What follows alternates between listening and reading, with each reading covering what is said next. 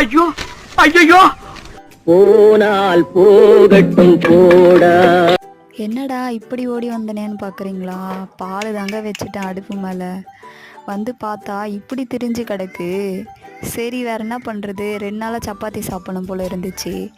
சப்பாத்திக்கு பன்னீர் கிரேவி செம்மையாக இருக்குங்க. சரி பன்னீரை ரெடி பண்ணிடலாம், எதுக்கு வேஸ்ட் ஆக்கணும்னு சொல்லிட்டு அந்த திரிஞ்ச பால்லவே கொஞ்சமாக தயிர் ஊற்றி இன்னும் கொஞ்சம் கட்டியாக ஆக விட்டுட்டு அதுக்கப்புறம் அதை எடுத்து ஒயிட் கிளாத்தில் ஃபில்டர் பண்ணிவிட்டு ஃபுல்லாக அந்த தண்ணி ஃபுல்லாக வெளியே எடுத்துட்டு நானும் வந்து ஒரு கிண்ணம் வச்சுட்டு அதுக்கு மேலே ஒரு தட்டை மூடிட்டு மேலே ஒரு கல் வச்சு நானும் 1 hour அப்படியே வச்சுட்டேங்க. அப்புறமா எடுத்து பார்த்தா செம்மையாக வந்திருக்கு பன்னீர்.